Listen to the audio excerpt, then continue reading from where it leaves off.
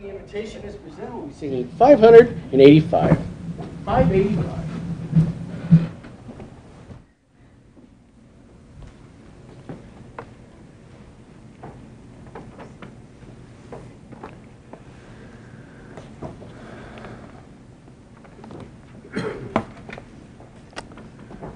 Well, what a blessing it is to see you, friends. It really is. I cannot thank you enough for your faith and your conviction in God that brings you out to come and gather in His name to worship Him. And I just thank you so much, friends. I commend you for it. And I do want to welcome as well the visitors we have. We have some who are with us, and we are grateful for you. And we hope that you leave here closer to God. And we hope that you leave here with more people in your life who are your friends and who care about you. But we're grateful that you're here with us. It has been a whirlwind of a week, and obviously our trials are no greater than your trials, yet this was something that was quite an eventful week for us. We, of course, went down to Kentucky on Wednesday to go to the funeral of a brother in Christ who passed away tragically the previous Saturday, and while we're going down to Kentucky for me to do that service, we get the call that Stephanie's nephew was tragically killed that night in a car crash. And then, of course, we came back Wednesday night, and then we flew out early Friday morning to go to the service yesterday, and then flew back last night. And it was a whirlwind of a week, and one that did not anticipate having to preach 2 funerals in 1 week. But the Lord got us through that.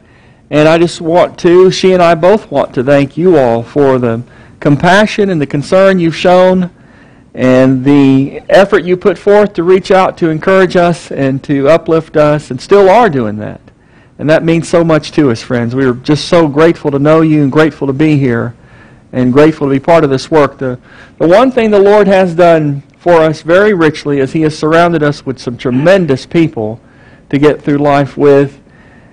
Here in Kentucky and even going down to Georgia, just so impressed with the fact that the Lord has surrounded us with so many people who are just so good and so kind. And I'm thankful for that. But obviously, after that type of week, your mind, and especially in preparing lessons for death and for preparing for death and thinking of death and things like that, I came across, something developed in my thinking of a sermon that I've never preached before, but it just kind of just seemed to unfold when I was getting my thoughts together, and I didn't even preach it this week at the services. But it's something that I think can be a very healthy observation.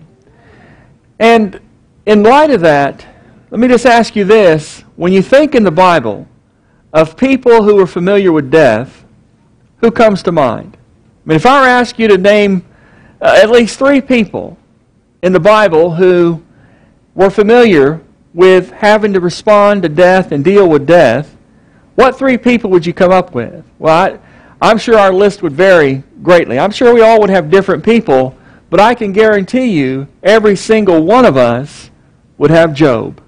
Every single one of us would mention Job. Because Job and the story of Job is surrounded and based on the fact that a man lost everything of earthly value. That when you look at Job, a man who it says is a righteous and godly man, that he was a wealthy man, as the story of Job begins, and a man who had a house full of children, or at least he had a lineage of children. He had 10 children at the time. And the tragedy of Job's story is that as he was living life, he received the news that he had just lost all of those things. He lost all of his wealth, he lost all of his retirement, he lost all of his investments, and then he lost all of his children. And this all happened immediately. I mean, the news came upon him immediately. In Job chapter 1, notice where it says in verse 13, there was a day when his sons and daughters were eating and drinking wine in their oldest brother's house, and a messenger came to Job and said, the oxen were plowing and the donkeys feeding beside them, when the Sabaeans raided them and took them away. Indeed, they have killed the servants with the edge of the sword, and I alone have escaped to tell you." While he was still speaking, another also came and said, "The fire of God fell from heaven and burned up the sheep and the servants and consumed them, and I alone have escaped to tell you." While he was still speaking, another also came and said, "The Chaldeans formed 3 bands, raided the camels, and took them away, yes, and killed the servants with the edge of the sword, and I alone have escaped to tell you." While he was still speaking, another also came and said, "Your sons and daughters were eating and drinking wine in their oldest brother's house, and suddenly a great wind came from across the wilderness and struck the 4 corners of the house, and it fell on the young people, and they are dead, and I alone have escaped to tell you." Well, there's nothing like getting bad news, okay? There's nothing like getting the news that you've just lost something of great value. Or in his case, it involved people stealing from him, taking things of value, and then, of course, dealing with the news that you've lost all of your children. This has to be the darkest period of anybody's life. For this man to experience in one day, news after news after news, you've just lost everything. You've lost everything of earthly value. I mean, honestly, friends, how would you respond to that? You get the call today, okay, well, you've just lost your job. You get the call right after that, all of your investments, you lose your house, you lost all your investments, it's gone from you. And then you get the news after that call that somebody in your life has passed away. Somebody significant to you. I mean, really? How would you respond to that? I mean, could any of us anticipate how Job would respond?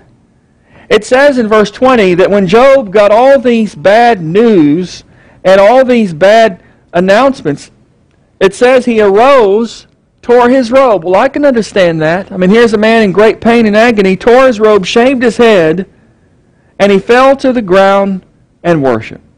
He said, "Naked I came from my mother's womb, naked shall I return there. The Lord gave, the Lord has taken away. Blessed be the name of the Lord." And all of this, Job did not sin nor charge God with wrong. Tremendous response. Tremendous response. That's quite a response, and I don't even know if I would have that type of response. But what I want to challenge us with today is that we need to have that type of response. It's not a matter of if death is going to come into your life. You're going to pass through the valley of the shadow of death. That's going to happen. And so the question is, how will we respond to that when it does occur? When death enters our home, when we do have loss of people we love, how do we respond to that? And in looking at the story of Job, I see that there are various ways people are capable. We are capable of responding to this when it does happen. And it's going to happen. For one, we can respond by blaming God. Now, it's pointed out that he was commendable because he did not charge God with any wrong. Well, what's the knee-jerk impulse reaction for most people? Is to charge God with wrong. In fact, if you keep looking at the story of Job, it wasn't just Job receiving that bad news, right? It wasn't just Job receiving the bad news that all of his stuff is gone and all of his children are gone, but Job's wife also got that news. I mean, she had to bear this loss as well. She lost everything of earthly value as well. This woman was in great pain, and then she saw her husband's health taken from him. It says in Job chapter 2 that this trial continued for Job, in that Satan went out from the presence of the Lord in verse 7 and struck Job with painful boils from the sole of his foot to the crown of his head. And he took for himself a potsherd with which to scrape himself while he sat in the midst of ashes. Well, that's incredible pain. I've never been in that. You know, where you have some type of skin disease or where your skin is rotting and you just have to scrape it to try and find some comfort. What a tremendous development. And that's just, I haven't experienced anything like that. Well, his wife is watching this front and center. She sees this happening to Job. And she sees the misery he's in. And her response is, why are you still maintaining your integrity? Curse God and die. You know, her outlook was, why do you still hold on to this business of faith in God? We're way past that. He's abandoned you. So you might as well abandon Him.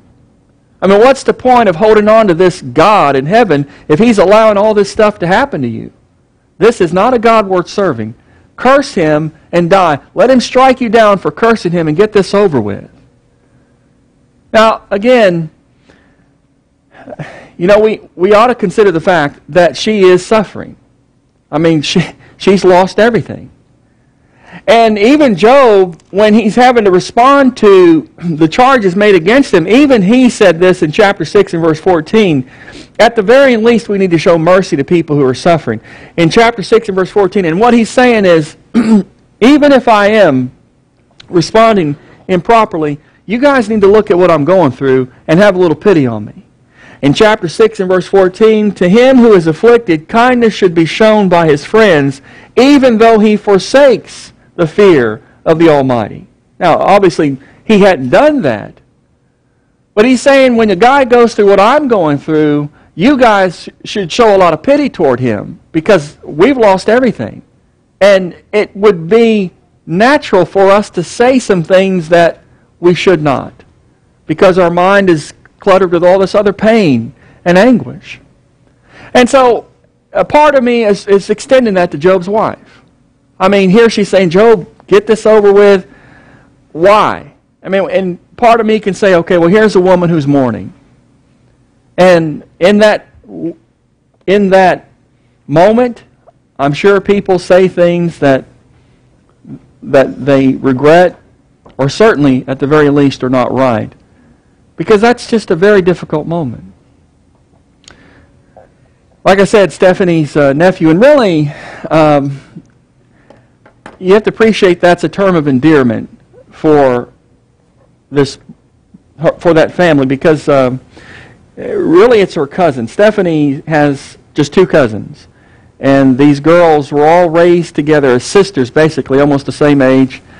And their children call us aunt and uncle, and our children call them aunt and uncle. It's that type of relationship. And so when she loses her nephew, because that's what it is, I mean, that's who this was, 22-year-old boy. Well, we were speaking to the mother. Okay, so she's just lost her son. Stephanie's cousin just lost her son. And she's saying this. She goes, I can't explain to you the pain I'm experiencing. I mean, and I'm sure that's true.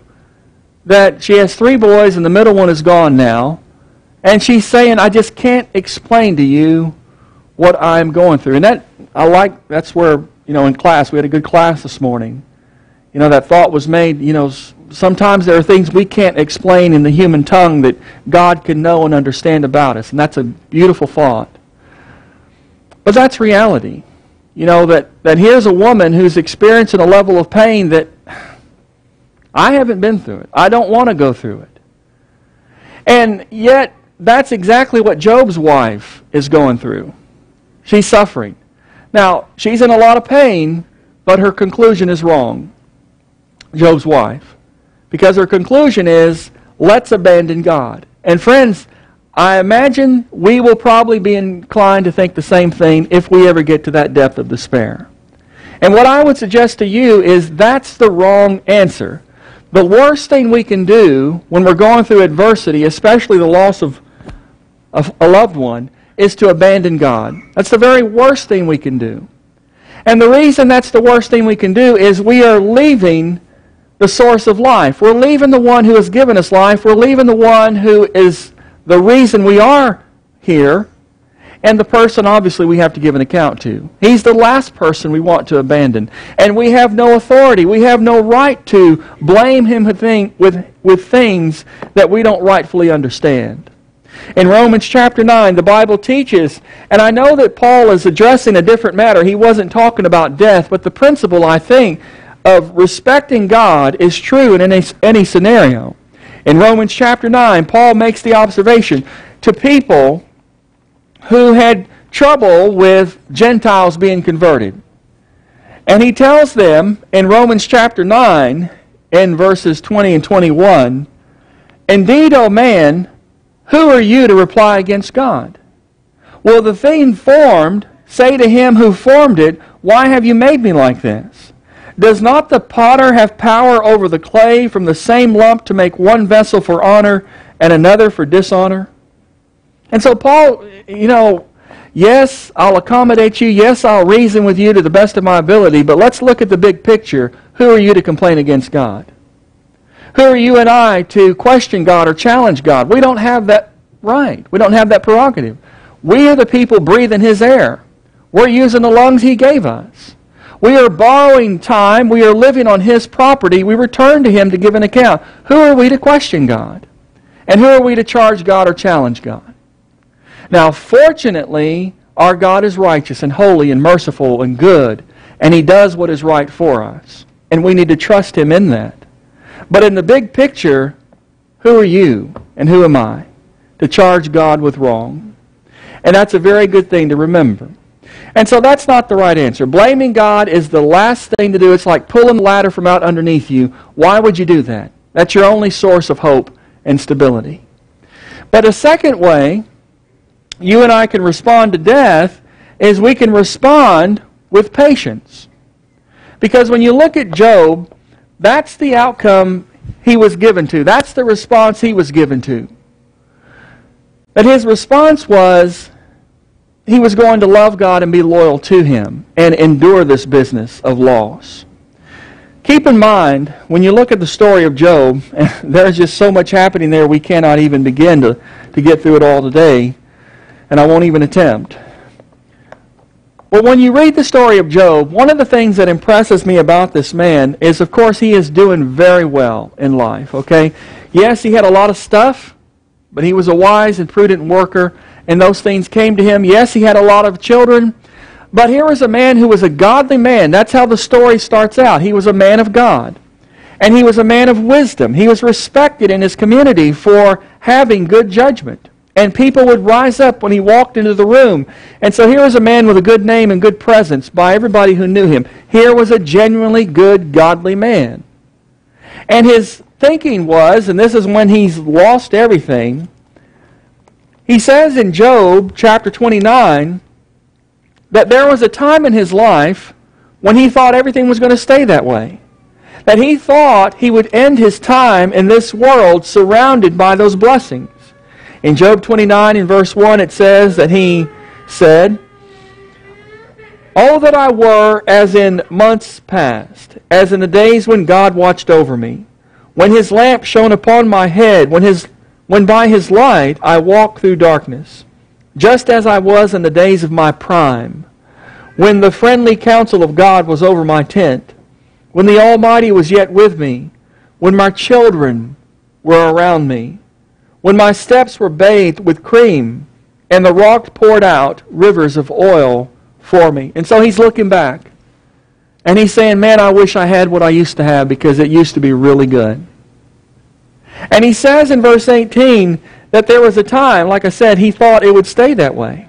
In verse 18, "Then I said, I shall die in my nest, and multiply my days as the sand. My root is spread out to the waters, and the dew lies all night on my branch. My glory is fresh within me, and my bow is renewed.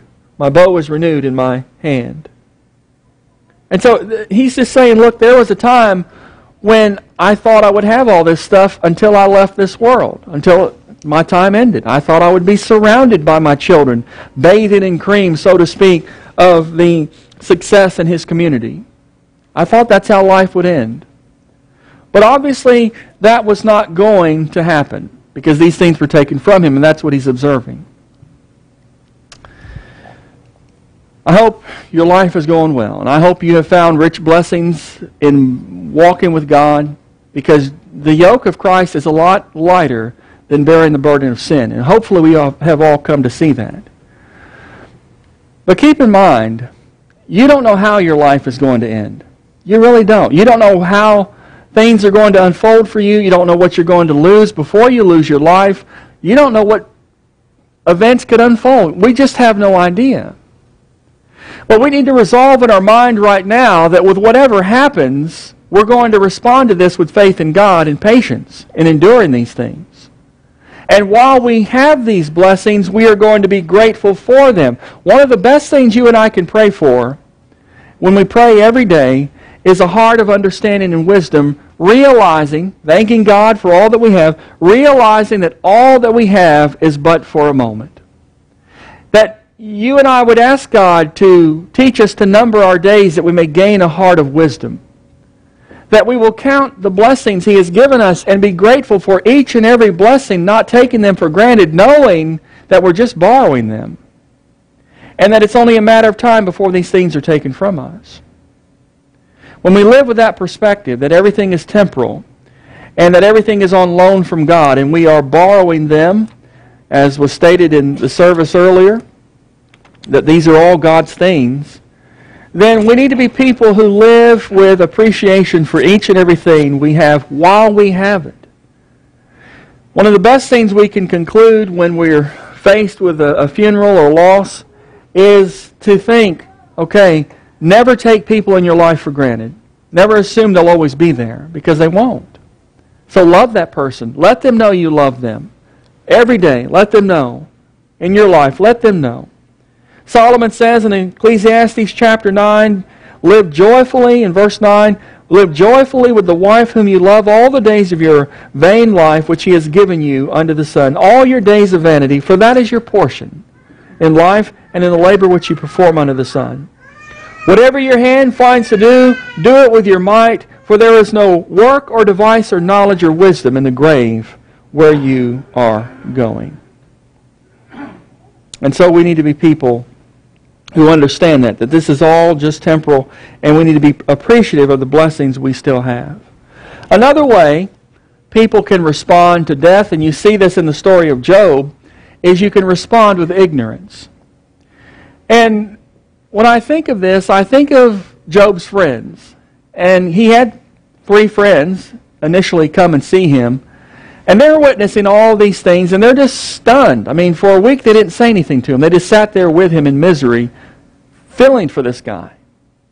But then they eventually spoke out, and Eliphaz led the discussion, and it really wasn't a discussion, it was an indictment. It was time to judge Job for all that he was experiencing. Eliphaz was probably the oldest friend there, and so he speaks out.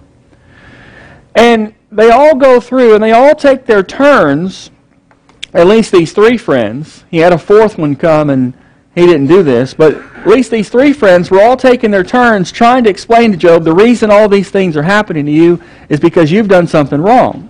You've sinned somewhere. Because there is no way in this world God would let a good man go through what you're going through. There's no way God would let a righteous man lose all that you've lost.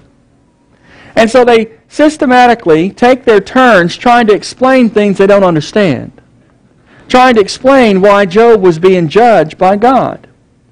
And it says in Job chapter 4 that one of the waves of indictment against him from Eliphaz, which if you look at this was very arrogant and very painful, I'm sure, for Job to hear. But it says in Job chapter 4, this is what Eliphaz says to him in verse 7 through verse 9. Remember now, whoever punished or perished being innocent? Or where were the upright ever cut off? Even as I have seen those who plow iniquity and sow trouble reap the same. By the blast of God they perish, and by the breath of His anger they are consumed. And so he's just making the observation, where do good people ever perish like you have? You know, what you're going through, only bad people experience that. Only ungodly, unrighteous people experience that. And he's continuing this all throughout. He goes in chapter 5. Notice where I think he just really jabs it even deeper, because this would be hard to hear. It says in verse 3 and verse 4 of chapter 5, I have seen the foolish taking root, but suddenly I cursed his dwelling place. His sons are far from safety. They are crushed in the gate, and there is no deliverer. And so he's saying, you know, when you look at ungodly people, what happens to them is their children die. Their children suffer. Well, why is he saying that? Well, I would think he's trying to say, Job, you know what? The evidence looks like you're getting what you deserve from God because you haven't been living right. Because your children would still be here if you were as righteous and as godly as you claim to be, or at least you appeared to be. Well, here's this man hearing all this. Job is. But he's having to deal with unwise counselors. He's having to deal with men who think they can explain things that they don't understand about life. They think they have these things figured out. And what they are failing to realize, and you can go through the story and read at the end, that God is eventually going to judge these men for what they said about Job and about God. And the first person who he gets after is Eliphaz. But he goes through and he shows these people that you have concluded wrongfully not only about Job but also about me. Because we must not adopt the mentality that only good things happen to good people and only bad things happen to bad people. And it's easy for us to think that. Because yes, the Bible does teach that God does bless His people. That's true. And it does say that the way of a sinner is hard. That's true as well. But we have to understand that God does not put a bubble over us as His people and prevents us or shelters us from experiencing hardship, that sometimes we're going to receive things that are unjust and unfair. And He lets that happen. That righteous people sometimes suffer unjustly. Job is forever an example of that. Here was a man of God. That's how the story starts out. In Job chapter 1 and verse 1, it says, there was a man in the land of Uz whose name was Job, and that man was blameless and upright, and one who feared God and shunned evil. So here's a man who didn't have the reputation of being an immoral man and didn't have the heart or the character of an immoral man. Here is a man who genuinely walked with God, and despite all that, his world turned upside down. So God uses Job not only to teach Job's friends, but also to teach us that righteous people sometimes suffer in this life, unjustly. That righteous people sometimes have things happen to them that are not fair. And we have to still trust our God when those things happen. And it's not just Job. You can look at the apostles, how the apostle Paul said, to the present hour, 1 Corinthians 4, to the present hour, we both hunger and thirst, and we're poorly clothed and beaten and homeless. Well, I mean, if you take that list, who's that going to happen to? Just bad people, right? Only ungodly people will have these things happen to them. But Paul's saying it's happening to them as an apostle. We have been made as the filth of the world, the offscouring of all things until now. And so we have to understand that yes, God blesses us, but God also lets us face adversity in this world. And time and chance happen to everybody.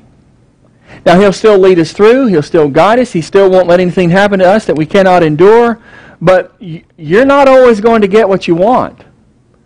And you're not always going to get things that are fair in this world. And God's never made that promise to us. And if we can't get that through our heads with Job and the apostles, then maybe we can remember it with Jesus. Because here is a man who was perfect, never did anything wrong to anybody, could say the right thing at every occasion, and yet even that righteous person didn't even have a place to put his head at night. He was poor. He was mistreated. He was falsely accused. He was crucified. So let us not adopt the mentality of these ignorant friends of Job thinking, well, good things only happen to good people and bad things only to bad, because that is just not the case. And these stories should eliminate that for us, make these things very clear to us. But let me say one last thing, and that is that we can respond to death by having faith. And again, that's the way Job did this, that he responded rightly. Now, I know the story goes on to talk about, he's saying, look, I wish God were a man so I can bring him face to face and ask him, why are you letting this happen to me? And he'll later apologize for that. But nowhere does he ever charge God with wrong. In Job chapter 1, he said, as we read earlier in verses 20 through 22, that he arose, tore his robe, shaved his head, fell to the ground and worshiped. Now, who in their right mind, when they've just lost everything, is going to respond by saying, okay, I want to worship God? And you see this happening in the Bible, where Daniel, same thing, falsely accused, persecuted, fell down and worshiped God. What's there to worship God for in a moment like that? And the answer is seen in what is said in the discussion here. That he says, look, naked I came from my mother's womb, naked shall I return there. In other words, everything that I have is on loan from God. It's not my stuff anyway. It's stuff He let me borrow. The Lord gave and the Lord has taken away. Blessed be the name of the Lord. In other words, He's saying, look, I'm grateful for these things, but I understand where they came from. I'm grateful for these experiences in life, but I understand where they came from. And it's not me. And I need to remember the fact that life is not original with me. It doesn't start with me. I didn't invent my life. I didn't create my life. I have been allowed to have life. And being allowed to have life, I have been given certain blessings in life, and the only person who has made this possible is my Maker, is my God, is my Creator. And Job's thinking is, yes, I hate to lose these things, but I was going to lose them anyway, because I am not supposed to have them forever. And so my thinking is, thank you. Thank you for even letting me have them.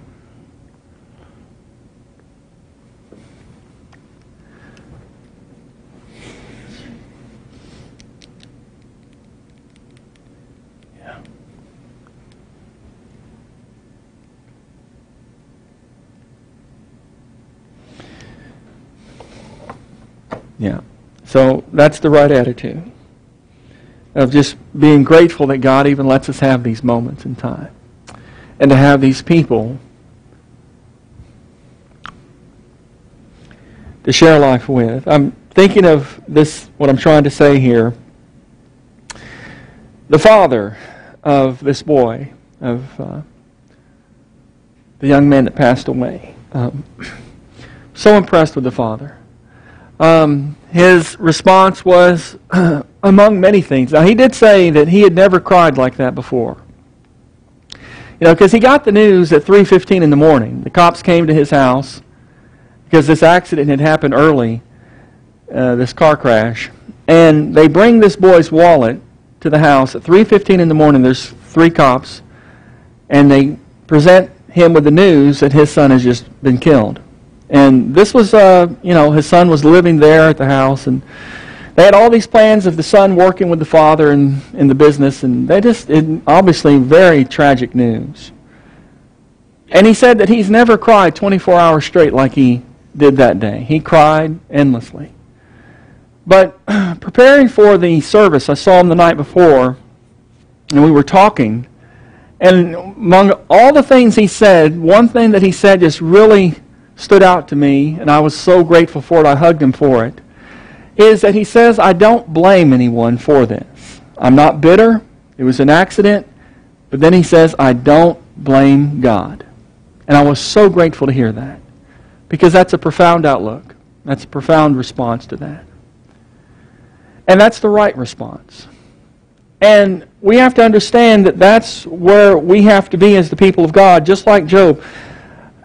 Yes, I hate losing these things, and yes, I hate losing these people, but thank you, God, for even letting me experience this. Thank you for letting me have these moments in time, because this has all come from your hand. That's a profound outlook. And because Job had that outlook, his faith was eventually rewarded, and the beautiful story of Job ends with it's just so beautiful. Because this man kept his faith and his integrity, and the Lord rewarded him for it. In the sense that the Lord blessed the latter days, Job 42 and verse 12, the Lord blessed the latter days of Job more than his beginning. So he had more stuff come his way. That's comforting. But it says in verse 13, he also had 7 sons and 3 daughters. In verse 15, in all the land were found no women so beautiful as the daughters of Job, and their father gave them inheritance among their brothers. After this, Job lived 140 years and saw his children and grandchildren for 4 generations. Job died, old and full of days. What you have here is an example of how, when we do keep our faith, it can lead to further reward. Without faith, you cannot please God. You have to believe that He is, but that you also must believe He is a rewarder of those who diligently seek Him. And the fact that God rewarded this man should prove to us that He will eventually do that for those who love Him, even in this life, but especially in the next. And so how do we respond, friends? Not if, but when. We're going through the valley of shadow of death. It's coming. Well, how are we going to respond to that? Are we going to blame God? Are we going to ignorantly try and explain things about this that God has not revealed to us? Or are we going to deal with this with patience and deal with this with faith? And I hope we do. I hope we do the latter. I hope we do this in a way that is pleasing to God. And may God bless you with these thoughts, and may they be of some comfort to you in some way. Thank you for listening to me, and thank you for hearing me out and letting me express this sermon this morning. Could be that you hear, we hope you don't wait till the end of your road to try and make things right with God. You don't have to. You shouldn't do that. You can have all your sins forgiven through the blood of Christ, even this hour, even today. If you would put your faith in Him as God's Son, confess that, repent of your sins, and be immersed in water for the forgiveness of sins. And that's what puts you into Christ, Galatians 3:27. So we hope you do that. If you need to make things right with Him in a public way, please respond as we stand and sing.